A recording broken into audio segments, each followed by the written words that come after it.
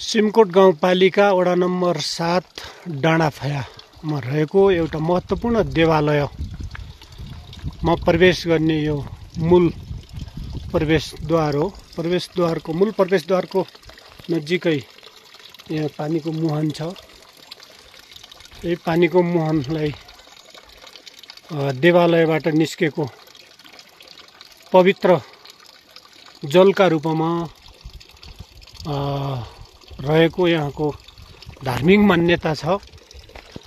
मूल प्रवेशद्वार सँगसँगै अब म देवालयतिर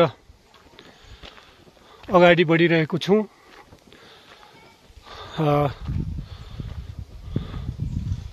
प्राकृतिक सुन्दरताभित्र रहेको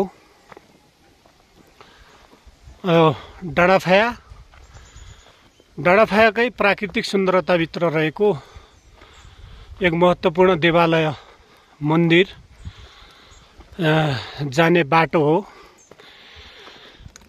यो बाटो मूल बाटोको रूपमा पनि रहेको थियो, राज बाटोको रूपमा पनि रहेको थियो।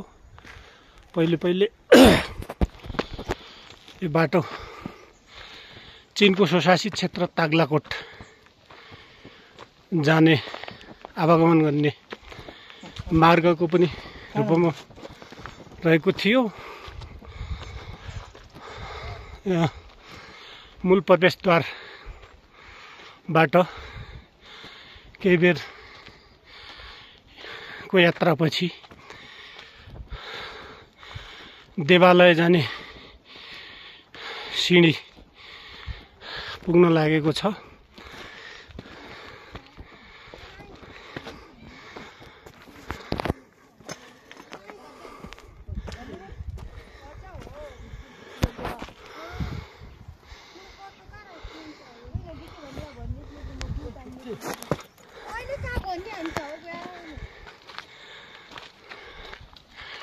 कता हो नि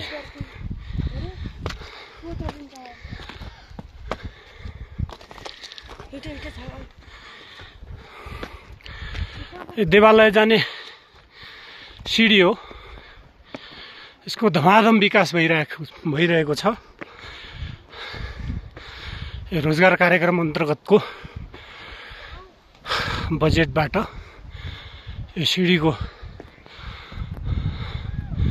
निर्माण धमाधम भइरहेको छ।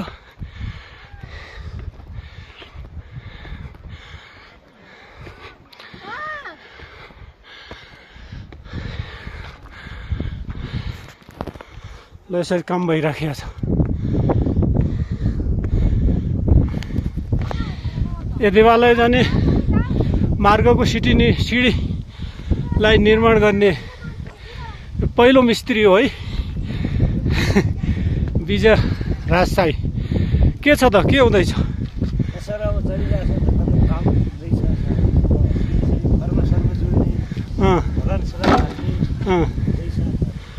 अरू अनि यो फलमको रेलिङ लाउने हो। स्टिल ए होल्डिङ गरेर हाल्ने आइसक्यो। माथि स्कुलमा रहेछ। ए यहाँ त बार हालिया रहेछ। वल्लो बाटोबाट जानुपर्ने होला।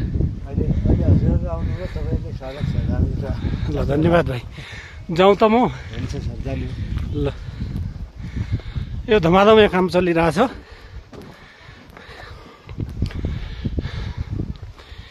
हामी हुम्लीहरू धार्मिक मान्यतामा विश्वास गर्ने हुम्ली हौँ। हामी देवतालाई विश्वास गर्छौँ। देवताको भाकल पनि हामी त्यसलाई मर्यादामा राखेका हुन्छौँ। यहाँ धमाधम काम भइरहेको छ।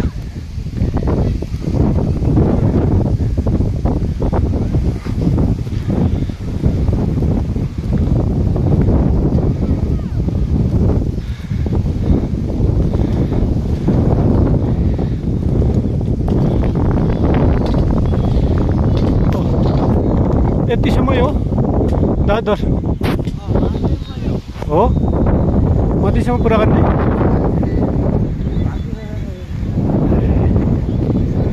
धमाधम काम भइरहेछ।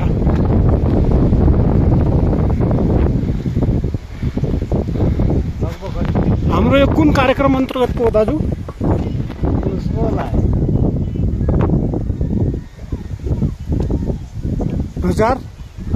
रोजगार कार्यक्रम अन्तर्गतको हो। ए कति लाखको बजेट हो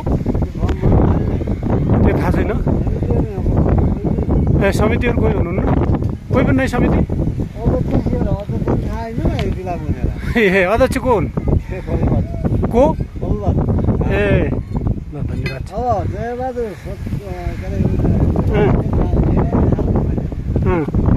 ए माथिसम्म बन्छ होइन यो?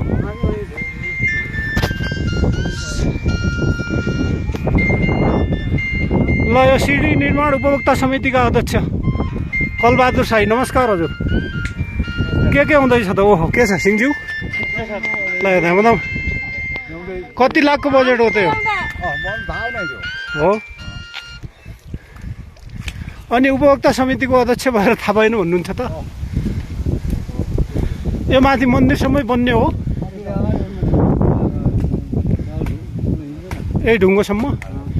ए कहिले पुरा गर्नु लक्ष्य छ त? ए हाम्रो विद्यालय व्यवस्थापन समितिको सदस्य लालकोसा साई पनि यहाँ हुनुहुन्छ है, लगायत हाम्रो अभिभावकज्यूहरू, धेरै महिला अभिभावकज्यूहरू हुनुहुन्छ। हाम्रो भूपू विद्यालय व्यवस्थापन समिति अध्यक्ष आदरणीय दाजु बङ्गबहादुर साई यहाँ हुनुहुन्छ। अब लगत्तै हामी म मन्दिरमा प्रवेश गर्नेछु। यो मन्दिरसम्म चाहिँ यो निर्माण गर्ने कार्यक्रम रहेको रहेछ।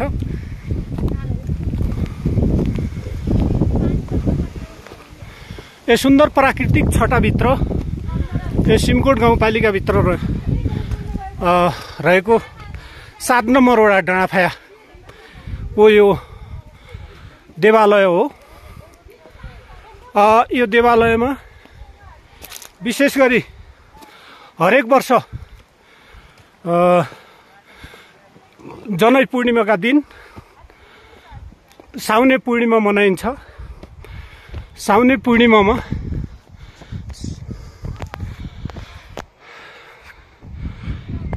पूर्णिमामा यहाँ धुमधामले मेला लाग्छ।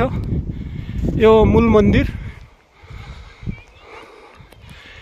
अब त्यो सिँढी यहाँसम्म बनाउने लक्ष्य रहेको छ। यहाँ सिँढीका सामग्रीहरू पनि आइसकेका छन्।